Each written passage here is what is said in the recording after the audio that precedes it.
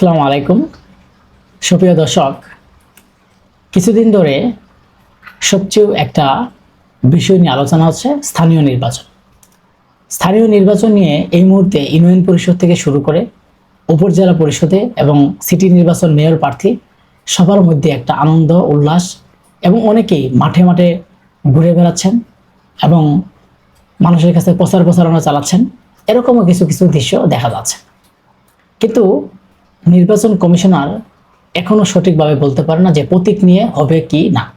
কিন্তু যদিও স্থানীয় যেই মন্ত্রী মির্জা ফখরুল ইসলাম আলমগীর এবং তারেক রহমানের যেই উপদেষ্টা জাহেদুর রহমান, তারা কয়েকদিন আগে বক্তব্য দিয়েছিল যে স্থানীয় নির্বাচনে কোনো প্রতীক হবে না এবং সেই কি প্রতীক হবে না, দলীয় প্রতীক হবে না।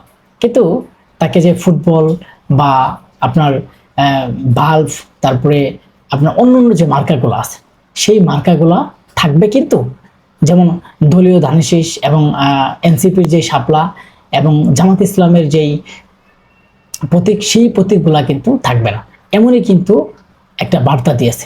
কিন্তু তারপর থেকে মানুষের মধ্যে আরো আমেজ উল্লাস মেতে উঠেছে। কেননা অনেক আগে যখন প্রতীক ছিল না, তখন মানুষের মধ্যে একটা নির্বাচনের সময় আমরা ঈদের মতো আমেজ দেখেছি। আমরা যখন ছোট তখন সে সময় আমরা যে ইউপি চেয়ারম্যান নির্বাচনগুলো দেখেছি, উপজেলা নির্বাচনগুলো দেখেছি, মানুষের মধ্যে এমন আনন্দ উল্লাস, ঢাকা থেকে মানুষ বাড়িতে গিয়ে যাইতো এবং সবার সাথে আনন্দ উল্লাস করে ভোট দিত। এবং সে সময় দলীয় প্রতীক না থাকার কারণে যে কোনো একজন সঠিক মানুষকে বেছে নিত। কিন্তু সে সময়ের কথা এখনো মনে পড়ে, কিন্তু সেই পদ্ধতিগুলো আবারও চালু করার জন্য সরকার উদ্যোগ নিয়েছে। কিন্তু সেই উদ্যোগকে ভেঙে যারা এতদিন বলে যে স্থানীয় নির্বাচনে যেন প্রতীক না থাকে, দলীয় প্রতীক না থাকে, দলীয় যে একটা শক্তি সেই শক্তি যেন না থাকে, সেটা কিন্তু জামাত ইসলাম, এনসিপি এবং এরাই কিন্তু বারবার বলে। কিন্তু আজকে ঢাকা যে দক্ষিণ সিটি নির্বাচনের যেই নির্বাচনে মেয়র প্রার্থী, এই দুইটা দলই কিন্তু ঘোষণা করেছে, যেখানে বিএনপি এখনো বলে নাই যেই ঢাকা দক্ষিণ সিটি কর্পোরেশন নির্বাচনে মেয়র প্রার্থী কে হবেন বিএনপি থেকে এবং অন্য দল থেকে কে হবেন। কিন্তু যারা বলে যে দলীয় প্রতীক নিয়ে হবে না, এবং তারাই আবার নিজেদেরকে নিজেদের প্রার্থীকে, পছন্দের প্রার্থীকে সমর্থন দেয়। বিশেষ করে এনসিপি থেকে ঢাকা দক্ষিণ সিটি কর্পোরেশন নির্বাচন করবেন সাবেক উপদেষ্টা আসিফ মাহমুদ এবং বর্তমান এনসিপির নেতা।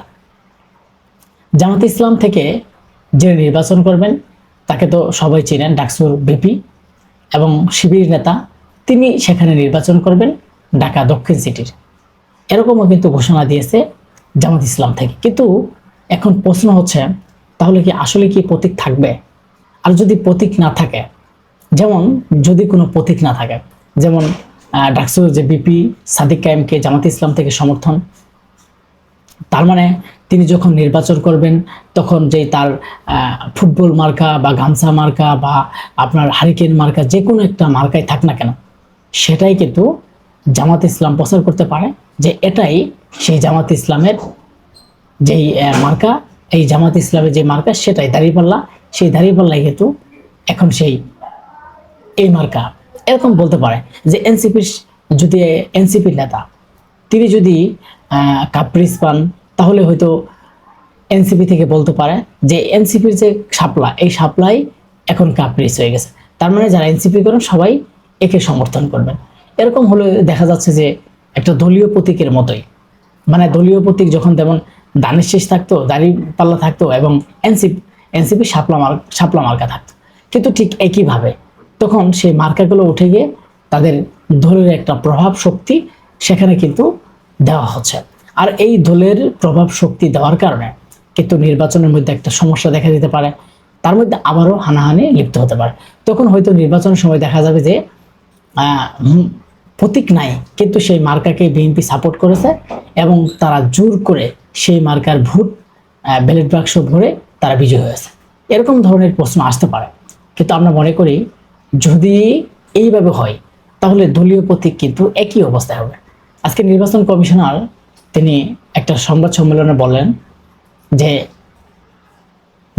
স্থানীয় নির্বাচনে প্রতীক থাকবে কিনা সেটা ঠিক করবে যে রাজনৈতিক দলগুলো আছে, তারা বসে এটা ঠিক করার দরকার। কারণ তারা বসে যদি এটা ঠিক না করে, তাহলে দেখা যাচ্ছে যে তারা আবার মাঠে নেমে বলবে যে আমরা প্রতীক চাই না, আবার যাবে প্রতীক চাবে।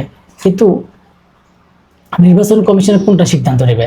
যেটা তারা সিদ্ধান্ত দিবে সেই সিদ্ধান্ত কিন্তু নির্বাচন কমিশনার নেবে। আজকে যেই এনসিপি এবং জামাত ইসলাম এরা এমন একটা দল, তো আমি সেই দলের বিষয়ে কিছু বলতে চাই না।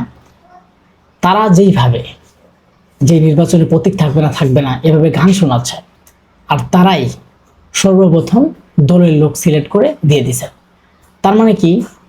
তার মানে এখন তাদের মধ্যে সাদিক কায়েম যখন দাঁড়িয়ে যাবে, তাহলে জামাত ইসলাম থেকে কিন্তু আর কোনো প্রার্থী হবে না। কেননা তখন জামাত ইসলামের সবাই সেই সাদিক কায়েমকে সমর্থন করবে। তো এটাও কিন্তু গণতন্ত্রের সৌন্দর্য, গণতন্ত্র হয়। কিন্তু কিন্তু এইভাবে যদি থাকে, তাহলেও একটা আমরা দেখতেছি দলের প্রভাব থাকে। হয়তো যখন সাদিক কায়েম যদি ভোটে বিজয় না হতে পারে, তখন জামাত ইসলাম দাবি করতে পারে যে জোরপূর্বকভাবে তারা যেই একটা মার্কা পেয়েছিল, ফুটবল পেয়েছিল, সেই ফুটবল বিএনপি সিল পিটিয়ে বিএনপি সেটা বিজয় করেছে। এরকম ধরনের কথাও বলতে পারে। কিন্তু যাই হোক, আমি মনে করি যে স্থানীয় নির্বাচনে যদি প্রতীক না থাকে সবচেয়ে ভালো। আর একটা দলের যদি এইভাবে সমর্থন করে, সেটাও কিন্তু প্রতীকের সমতুল্য হয়। সবাই ভালো থাকবে।